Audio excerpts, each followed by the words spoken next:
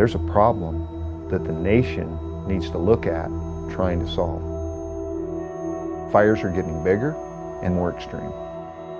Since the South Canyon fire in '94, there have been 400 wildland firefighters killed and 40,000 homes lost. He sent me a text message going to a 500-acre fire in Yarnell, and that was the last time I heard from him. Contact Granite Mountain 7! Is Granite Mountain still in there? I could just see all these wives just crying. Your escape route has been cut off. We are preparing a deployment site. I found out that people that I loved died.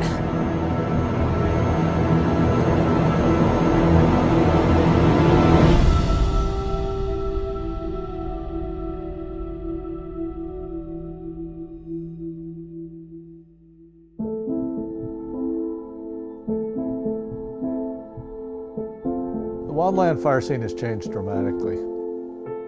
In the urban setting, there's really no place for open fire. Urban sprawl is colliding with wildlands. That matters because these two don't mix. Fires in one don't belong in the other. We're losing property, we're losing lives because people are choosing to live there. This terrain will easily, produce a 40-foot flame lake. People are in danger now because the climate has shifted on us. In the desert Southwest, it's getting drier and drier every year. The fires are burning hotter and they're burning faster. If some of the climate change models play out as predicted, we're going to see the fires move to where the houses are. And at that point, it's a real game changer.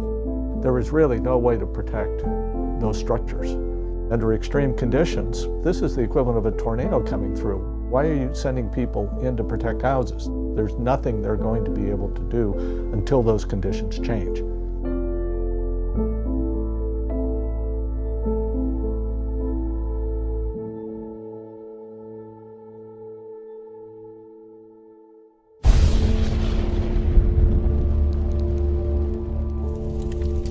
The Yarnell Hill Fire started by a lightning strike high up on a mountain desert ridge. The fire smoldered throughout that night. There were several small fires started. In the desert Southwest, the atmosphere is so dry that these big raining thunderstorms all evaporate before it even hits the ground. But the lightning sparks all this dry tinder and you've got a wildfire in an instant. One of the crews that was dispatched early on the morning of June 30th was the Granite Mountain Hotshots. Hotshots are a very highly trained group of about 20 people, and their job is to go into wildfire situations and bring wildfires under control. It was a Sunday, so we were hoping that Robert wouldn't have to go to work. I could tell that he was not happy to have to get up so early that morning. I kind of watched him get his boots on and he kissed me goodbye. When they have early mornings like that, sometimes I can manage to actually get up with him and visit for a few minutes while he drinks some coffee or whatever, but that morning I didn't.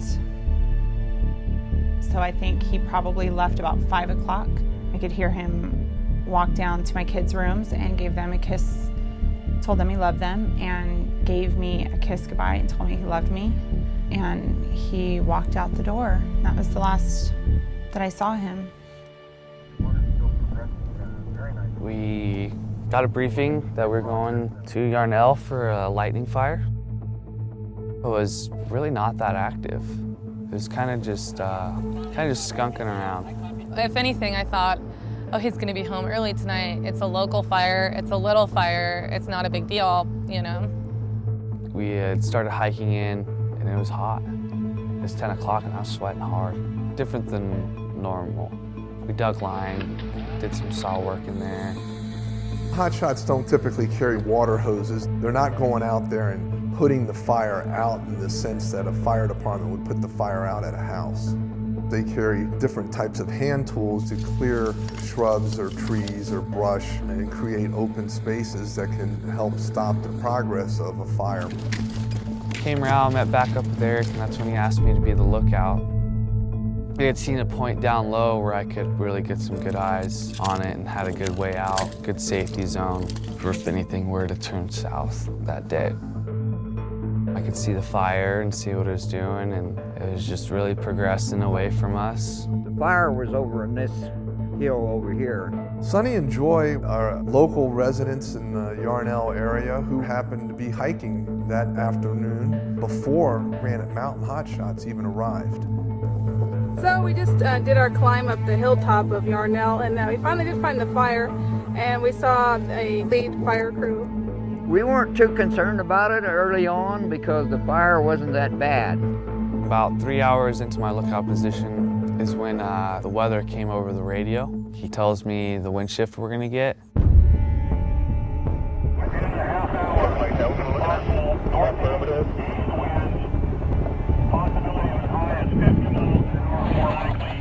That's moving quick.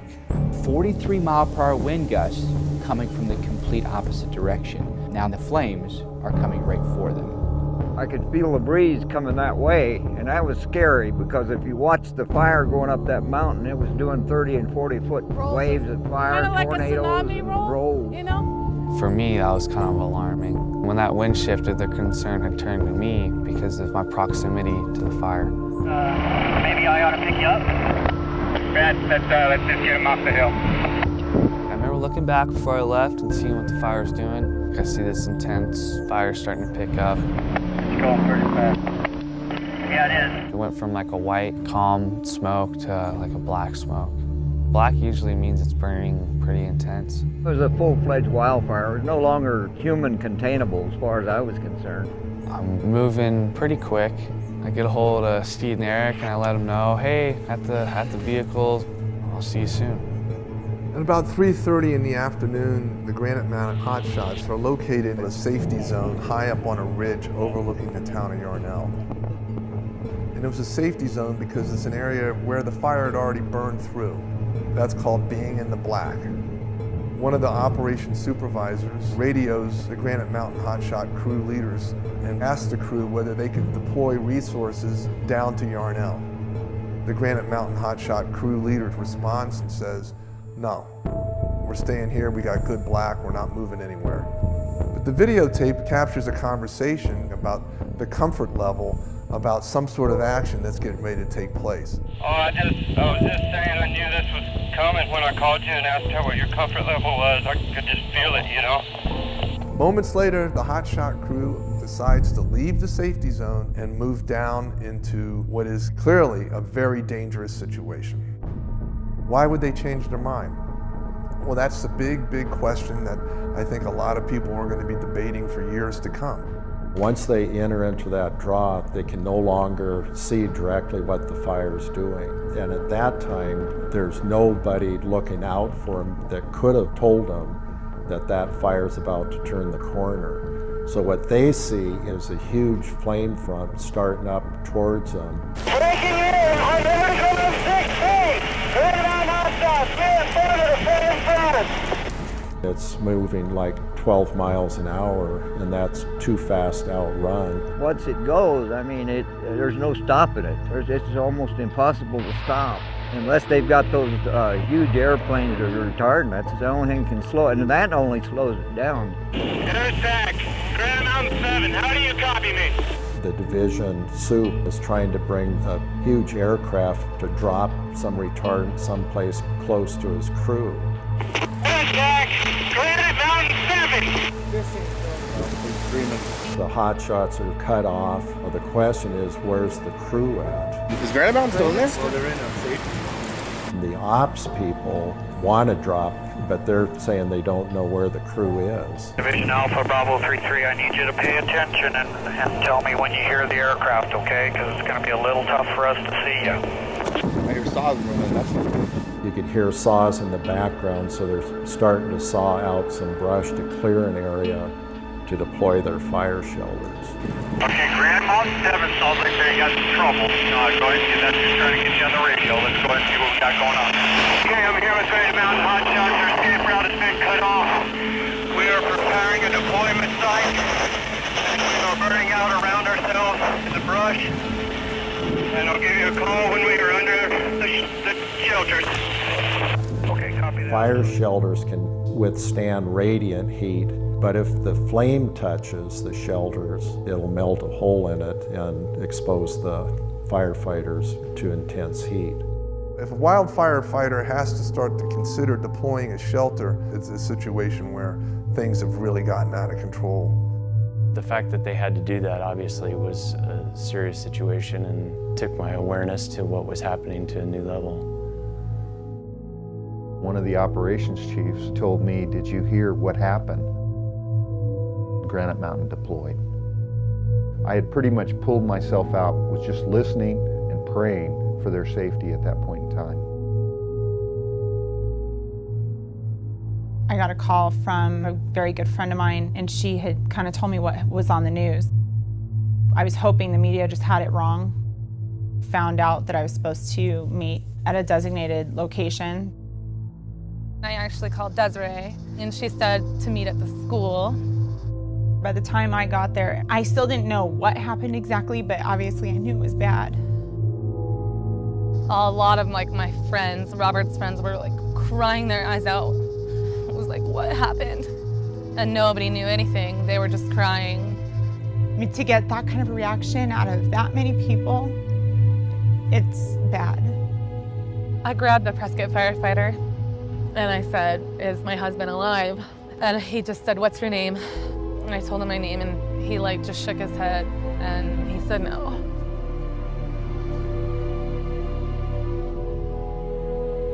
The original report was 18 had perished, and then a few minutes later they confirmed that there were 19.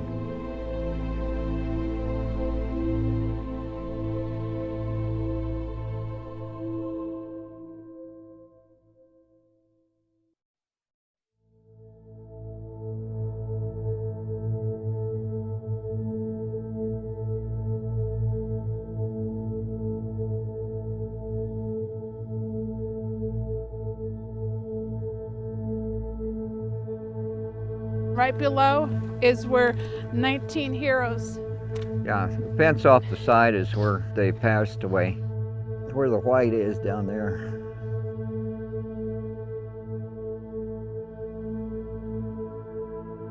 We've been hiking it because we want to get to the bottom of this thing and the truth of this whole deal. This is a roll of tape that had burned into a ball. It was probably a remnant roll.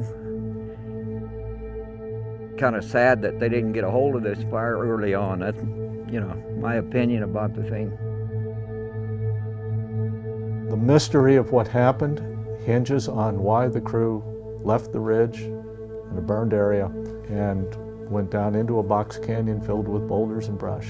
What they hoped to achieve, why they abandoned many of the sort of fundamental tactics that are taught, I don't know why.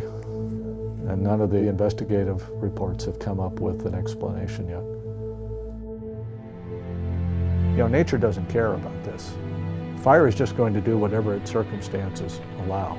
The way you control fire is by controlling what is out there. So we're going to have a lot more fire in the landscape, unless you take control of the landscape itself. My kids are 3 and 4, so I didn't want to give a lot of detail. They don't need it. I told them that Daddy had an accident at work and that he was in heaven and was not able to come home.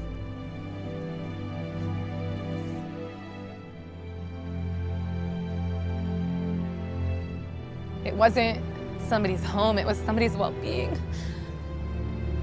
that he would have been willing to die for. He would have done anything so that somebody wouldn't have to go through pain like that, He was a very remarkable human being. The most I've ever met in my life. And you would have probably thought so too. These men changed my life for the better, for the best. Their goal was to make me and everyone on that crew and everyone they surrounded themselves with the best person they could be, inside and outside of work. You know that saying, time flies when you're having fun? Well, I really look forward to the day that I get to be in heaven with my husband. But if I don't have fun, it's gonna be a long time. So if we all have as much fun as we can and try to live good lives, then I'll get to heaven and I'll get to be with my husband again. We can't rest on our laurels anymore. I mean, we've gotten to a point where these events are becoming so extreme. It's a call to action. This is an unprecedented loss in wildfire fighting, 19 people. Unless we get a better handle on how fire crews are going to operate in these very, very dangerous situations, this scenario could happen again. Do you see this getting worse?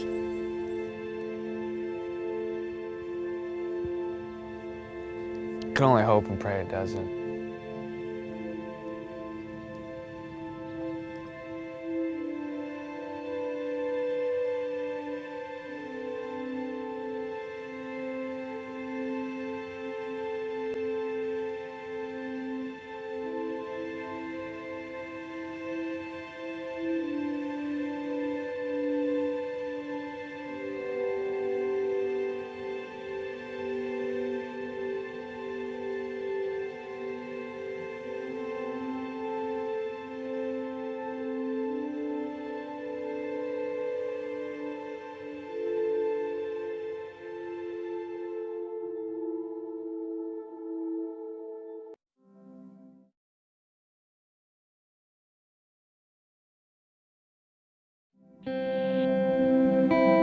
It just is unbearable, I know for many of you, but it is unbearable also for me. It was the day Arizona wept as the flames raged. On that Sunday afternoon, as the events were unfolding, it really felt like it was a body blow to the entire state. 19 brave men died following their passion to fight a fire that was knocking on their own door. They're heroes. They died heroes. They were heroes in our homes, heroes in our community. And their loss, their passion, their sacrifice inspired this man to share their story. I don't know what got me specifically, but just the whole situation got me. And I took it very personally. He has brought it to the big screen, a new film, Only the Brave. Sooner or later, fire's gonna come knocking at our hometown. It's the story of heroes and heartbreak, the story of the Granite Mountain Hotshots. Good evening, everyone. I'm Scott Passmore. We want to thank you for joining us for this 3 TV special, The Granite Mountain Hotshots, Heroes and Heartbreak.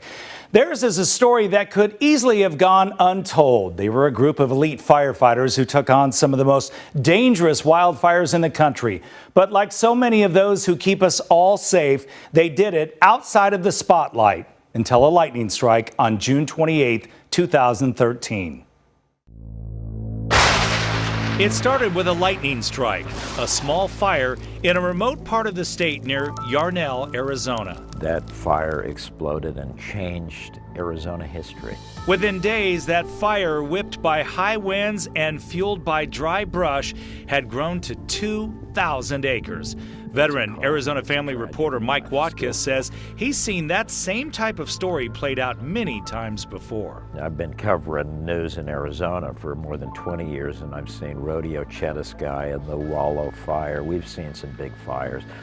You know, and they all start out with little. They start out with a campfire. They start out with a lightning strike. On Sunday, June 30th, the Granite Mountain Hotshots deployed, hoping to get a hand on what was still a relatively small but growing fire. Arizona Family photojournalist Jim Fry was in Yarnell covering the story that day. All we were talking about was, it's small, they got a ton of people on this. This is over and done with. This will be done by the end of the day. But he says in just a matter of moments that all changed, moments he will never forget. I remember the time of day. I remember that process of feeling the heat on my back, going outside, being pelted by dirty rain, and then looking to the north and seeing this wall of flames. I mean, it is so vivid. And that all took place in a matter of minutes. As I'm swinging my camera around, I noticed a Forest Service truck coming out from a forest road, just a few feet from me. So I'm shooting that, and behind that Forest Service truck are 3 hotshot crew vans, all 3 of them. And on the side of it said Granite Mountain Hotshots. All 3 of the hotshot trucks were empty. What we came to learn is that those trucks came out empty because the hotshots had moved into a brush-choked box canyon and became trapped in that wall of flames. Their fate sealed in an instant by a cruel turn of the weather. The weather, it is one of those basically thunderstorms that collapsed and generated the outflow boundaries of 60-mile-an-hour winds, at least. The team deployed their emergency shelters, but they were no match for the heat and the smoke. On Monday morning, the first crews reached the bodies, covering each with a flag, remembering their brothers who had fallen to the flames. And before it was out, that fire had also destroyed more than 100 buildings. More than 600 people had been evacuated from Yarnell and nearby Peoples Valley. And to this day, there are still questions about what led the crew to move into that canyon. A state forestry investigation did find there were issues with radio communication, but no evidence of negligence or wrongdoing. From the moment those first responders found the crew to the journey to the medical examiner here in Phoenix, every move was made with respect and honor. The route was lined with fellow firefighters and everyday Arizonans, all feeling they needed in some way, in any way, to say thank you and Godspeed. And outside of the Hotshots home base, Station 7 in Prescott, a growing memorial of flags and flowers and a constant stream of mourners. Then, when it seemed there were no more tears to cry, no more words to say, the dams of grief broke loose at a memorial service. We come before you broken and hurting and confused and numb. Praise it! Oh! Faces of those fallen hotshots stretched out across the front of the Prescott Valley Event Center. More than 6,000 people inside, thousands more outside, united in grief. Unbelievable humor and joy. That was the Granite Mountain Hotshots. They understood what few do, that integrity is measured by whether you respond to the needs of your neighbors when you know you are one of the few and only ones who has the capacity to respond. They were 19 heroes, gone at the turn of the wind. For those gathered, it was a chance not just to grieve, but to honor these hometown heroes. Everyone rising to their feet to give a standing ovation when the lone surviving Granite Mountain hotshot came to the stage. Thank you, and I miss my brothers. And we're here today to remember them. And then a final alarm.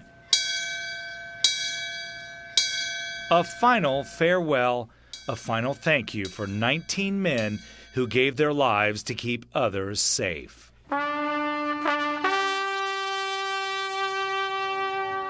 The loss of the 19 men was felt most acutely in Prescott, the town they called home. So Prescott was in sort of a unique position, and they were rightly proud of these guys, and they were hometown boys and, you know, a bunch of young men. An old man like me looks back on these young lives and you think these guys had so much ahead of them. And so it was crushing to Prescott. It was the epicenter of the pain so many felt, a place they gathered to find some comfort. And as Tara Hitchcock tells us now, that heartbroken town also called out someone unexpected 400 miles away. Hey, Scott. Yeah, I'm here in the heart of Prescott, a place where many people came to grieve. One of those drawn here was a man by the name of Mike Menschel. Now, he's a movie producer out of California. He's also an avid outdoorsman. And even he will say he doesn't know if it was the sorrow that he felt, wanted to grieve with the community, or the fact that he just wanted to honor these men. He got on a plane a few weeks after the tragedy and just came here to Prescott just to be with the community. What he didn't know at the time was that it would begin a years-long journey to honor these 19 Granite Mountain hotshots in a film. That's everybody. All right, we got a new start up at Granite Mountain. I'm excited every day because I know we're doing the right thing. I just know it. I know that's a cocky thing to say, but I told you so. Cockiness, maybe, if you don't know Mike Menschel. But spend 5 minutes with him and you'll realize it's not arrogance, but passion a passion that stems from his love of the outdoors. Menschel had just come back from working on a film in Europe. He landed at the airport and saw the news of the Yarnell Hill Fire. 19 firefighters killed, dozens of homes burned. The losses from the Yarnell Hill Fire already massive. It was the story of 19 young men, 20 men, one survivor, fighting fires in the forest, the wilderness, the wildland, preserving those parts of the country for guys like me, for fishermen, for hunters, and I took it very personally. Less than 2 weeks later, he got on a plane to Arizona. And I didn't do anything in Prescott. I just sat there in the town square, in the park around City Hall. And I just watched and listened, and it was devastating. Determined to make a film about these heroes, the producer wanted to make sure he got to know the families. When you have just experienced such devastation, and somebody comes and tells you they want to make a movie, they want to tell the story about your loved one's life, what you hear is someone telling you you want to exploit their death. And I had to convince the families that that is not the intention. With the families on board, Menschel put together a cast that also took the movie to heart. The filmmakers even set up a boot camp where the actors learned to cut line, carry 40-pound packs, break in their boots. For Menschel, no detail too small to honor the larger-than-life Granite Mountain Hotshots. People should know about the Granite Mountain Hotshots. These were extraordinary young men. They don't think they're extraordinary. These were heroes. Scott, coming up, Mike Menschel, not the only person involved in this movie who took it so personally. Coming up, we'll talk to the Oscar nominee who plays Superintendent Eric Marsh. He became the Soup on the set. We'll talk to actor Josh Brolin. There was just too many connections for me, and I was reticent in the beginning about playing this guy, so I wasn't sure if I was the right guy and whether I could pull it off or not. And of course, Tara, this movie is about more than just that tragic day on Yarnell Hill. It's also a glimpse into the lives of those 19 men and their families. Just ahead, Eric Marsh's widow shares her thoughts on the movie and the actors who brought their stories to the big screen. Josh is so open and vulnerable and raw and engaging and heartful and just full of soul, which is exactly what Eric was. More of the Granite Mountain Hotshots, heroes, and heartbreak just ahead.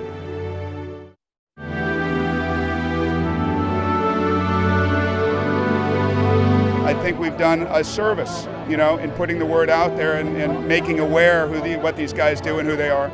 Hollywood comes to Arizona. The stars turned out for the premiere of Only the Brave. That movie tells the story of the Granite Mountain Hotshots and their families, and the stars of that movie say they were honored to share that story and share the red carpet spotlight with those who lived through that tragedy. Welcome back to this 3TV special, the Granite Mountain Hotshots, Heroes and Heartbreak. We just heard how personal this story was for the filmmaker Mike Menschel, but it also touched the hearts of the stars involved, including lead actor Josh Brolin. Tara Hitchcock caught up with him to find out why this movie hits so close to home. The Oscar nominee who plays Superintendent Eric Marsh took this role very personally. Josh Brolin actually took a break from acting, lived here near Prescott for about a year, but it was more than that connection that made this part so important to the actor. Hey, still got one slide up for grabs. You want to interview? I stopped acting. I know it sounds like a joke. It's not a joke, actually. I started landscaping. I wanted a break, and I actually moved to Prescott, Arizona. So I had an emotional connection with Prescott, Arizona also. It was more than that Arizona connection that affected Josh. I knew about a lot of wildland firefighters and hotshots, and I knew about all that, but I didn't know about that story particularly. No one could be prouder of his boys than I am of you guys. And I found these videos on Vimeo and just was, bawling. I really had an emotional reaction to it. Fire's making a run toward our line.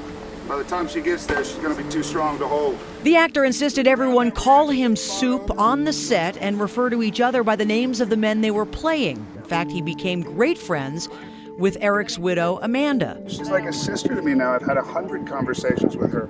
We're very, very close. It's beyond this story now. We talk, we hang, we look out for each other.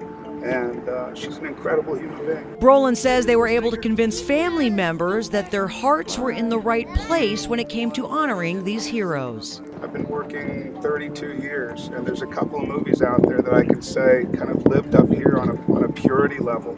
They all have the same feeling, where you know something is special. You know, regardless how it turns out, we'll always have this.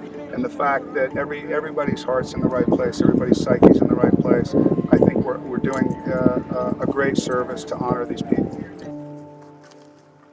Do you ever really recover from something like this? Honestly, I don't know. But for some of the folks directly impacted by the tragedy, including a Granite Mountain hotshot who had just left the squad 2 weeks prior, life does go on. This ain't the greatest job in the world. I don't know what is. You're not an actor. You know this world probably better than anybody here. That's because Brandon Bunch lost 19 of his friends in the Yarnell Hill Fire. I was on the crew that season. I left 2 weeks before everything happened. My wife was pregnant.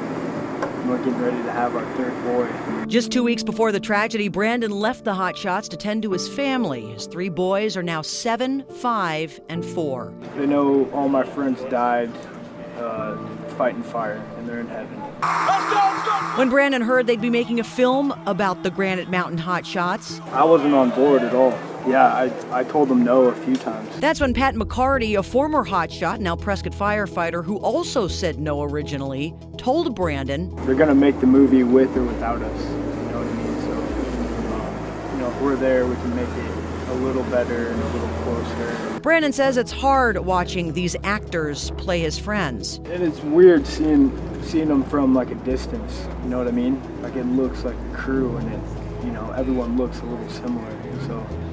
Yeah, it's trippy. Besides acting as a technical advisor, Brandon had a small part in the film, playing his real-life best friend, hotshot Garrett Zupiger, and he had one line. I asked for a chew. So, yeah, my mom's gonna be super proud. Oh, and then I open a beer with the chainsaw. A year after our set visit, Brandon is still spending time with chainsaws, time outdoors. I'm a tree climber, so we remove trees in tight areas. Clearing hazards and keeping things safe, things he would do with his friends as a hotshot.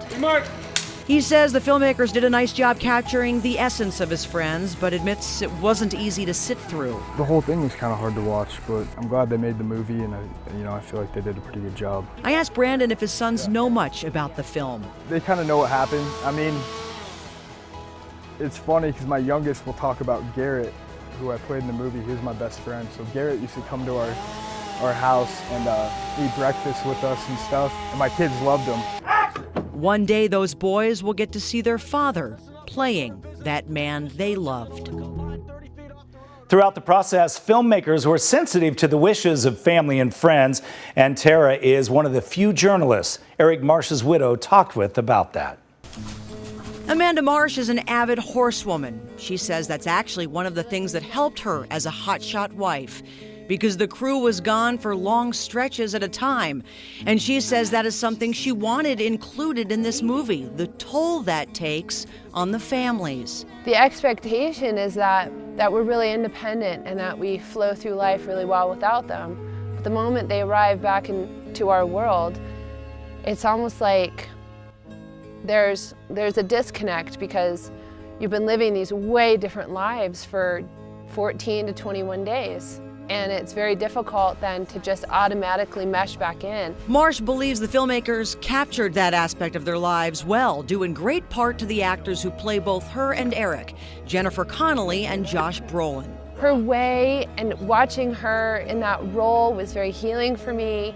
You're gonna crown that ridge, spot over, run straight into town. Josh embodied Eric in a way that was breathtaking, especially when you see Eric with his glasses, those wired rim glasses on. Marsh has since remarried. She says that's also part of the story, how we find a way to move on when, just like that dreadful fire, grief threatens to consume us. Look at it. Really look at it. Because if you can't make friends with it, you'll always be running. Of course, this movie is very much the story of the Granite Mountain Hotshots, but in many ways, it's much more than that. It's also the story of every man and woman who stands on the front lines when danger approaches. These guys are real superheroes in doing what they do. But my hat's off to the guys who, the men and women who run in when everybody's running out. Still ahead, how the tragedy on Yarnell Hill is shining a spotlight on all the heroes keeping us safe as the Granite Mountain Hotshots Heroes and Heartbreak continues.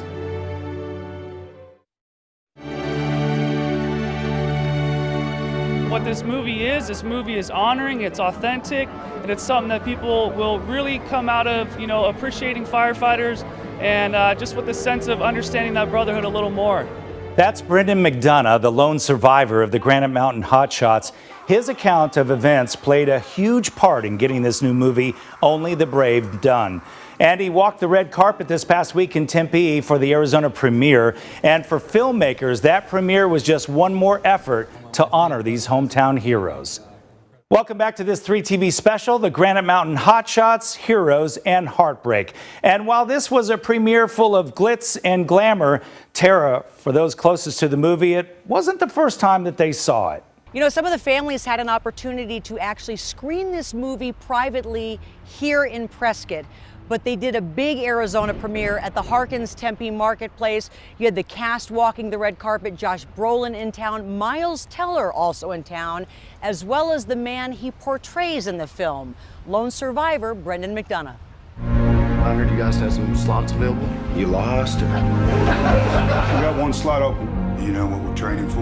Hotshots get to engage the fire directly. The SEAL Team 6 of firefighters. If you give me a chance, I won't let you down. I think one of the neat things about this whole movie is the fact that it also involves seeing part of yourself in someone else, which is what happened with Eric and with you.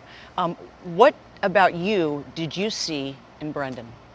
Well, my second grade teacher did tell my mother that I would never graduate high school and I was going to be a juvenile delinquent, so I think I had a lot of that. I got my fair share of mischief and trouble and stuff, and it didn't mean I wasn't a good kid. I needed somebody to kind of say, look, man, you don't want to do this for the rest of your life. I just had a daughter recently. Her name's Michaela. When we first met, it was just a really organic conversation. It really just talking about family life, really, and just what is he into, what am I into, and I think Miles did a really good job of just being just so respectful and just making it feel as organic and authentic as possible, and not just showing up and, hey, what was this like? He just really took the time to get depth into who I was and kind of what I was going through and how my brothers impacted my life.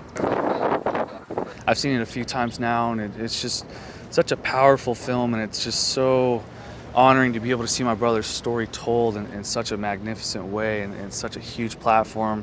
These actors, Miles really just breathed life back into who they were and what they did. No matter what you hear, no matter what's going on, we can't go back up there. Stay together. Our first responders don't get the kind of treatment they deserve, especially not in Hollywood, and to be able to put this profession on screen and hopefully inspire kids to maybe not want to grow up and be Spider-Man, but grow up and be a hotshot, that's pretty cool. Brendan actually has a book out that goes into much more detail about what he went through before the tragedy, during and after. The film in theaters, obviously, this weekend. And Tara, this movie, Only the Brave, is the story of the Granite Mountain Hotshots, but in many ways, it's also much more. It's a tribute to every man and woman who feels a different calling in life, a calling to put others before self to make the world a better and safer place for all of us.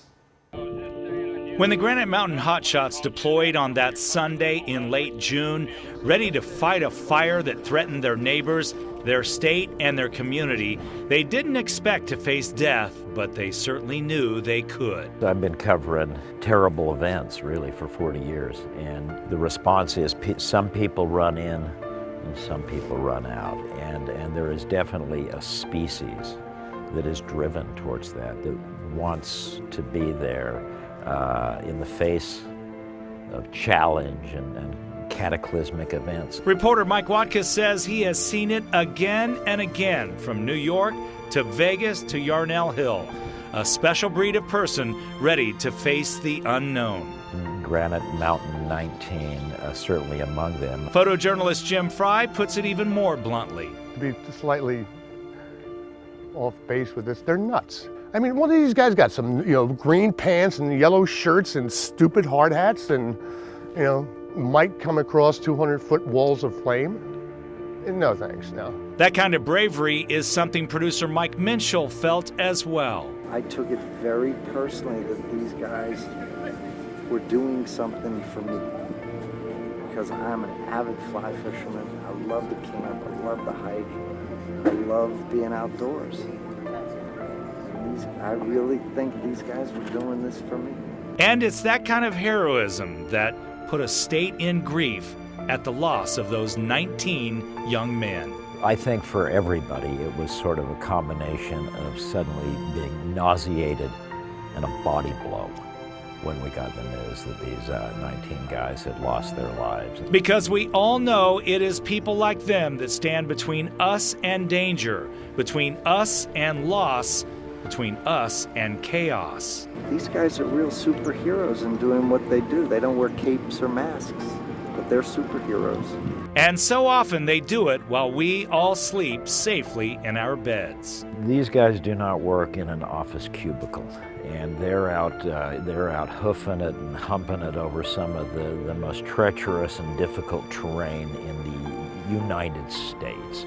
And they're doing it many times when none of us are paying attention because they're small fires and they're not threatening towns. They like to be hidden, they like to be anonymous, they like to not have too much attention on them, but we're gonna put a little spotlight on them for a second, just out of respect. Not only does this movie shine a spotlight on those often unsung heroes, a portion of the proceeds goes to the Granite Mountain Fund. It supports a number of charities supporting firefighting, as well as the communities and families impacted by wildland fires. And that includes the Eric Marsh Foundation right here.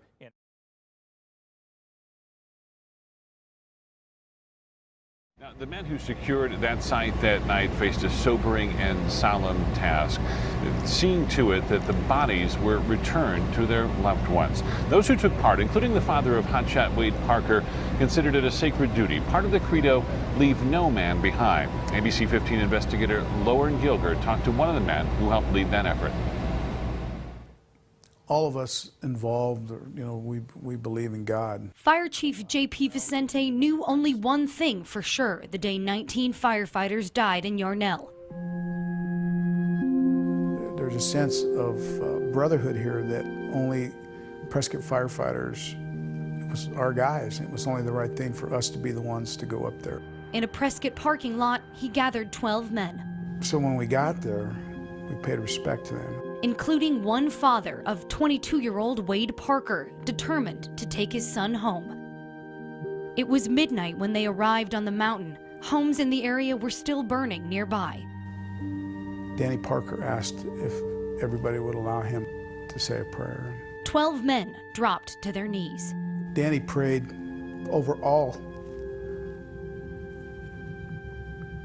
19 of those men. And specifically, thank God that he was able to have his son Wade on this earth for 22 years. I never felt like I was in holier ground in my life. It was like purification in the black. Black earth, 19 fallen heroes in the night. There was nothing there, nothing. Boulders and inches of soot. One more prayer. And then we began the process of honoring those men and getting them off that mountain. They lifted the men one by one into a line of hearses waiting to take them home. There was a sense of peace and there was a sense of calmness. But Vicente knows none of them would have turned away from their duty. We didn't want to go through this. We never expected to go through it. The only way we could continue to go through it is to do it together. They're all heroes, and they did what they loved doing, and they would do it all over again in a heartbeat. I'm telling you right now, they wouldn't change a thing. After After the men carried the 19 hotshots off that mountain, they made sure someone stayed with each of them, keeping watch until they were put to rest in their graves. I'm investigator Lauren Gilger, ABC 15 News.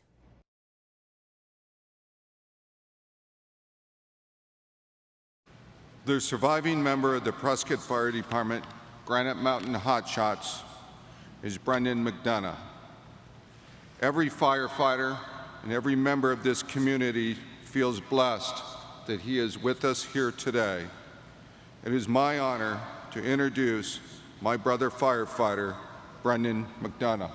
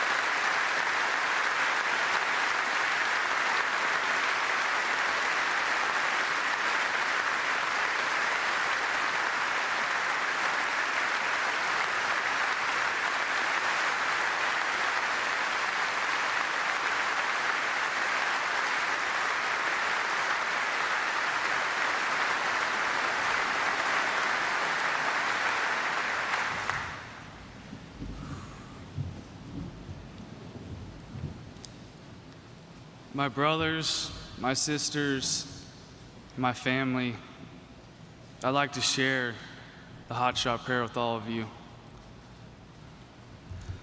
When I am called to duty, Lord, to fight the roaring blaze, please keep me safe and strong. I may be here for days. Be with my fellow crew members as we hike up to the top. Help us cut enough line for this blaze to stop. Let my skills and hands be firm and quick. Let me find those safety zones as we hit and lick. For if this day on the line, I should answer death's call, Lord, bless my hotshot crew, my family, one and all. Thank you, and I miss my brothers. And we're here today to remember them. And I love my family, all of you that are out there. Thank you for supporting me.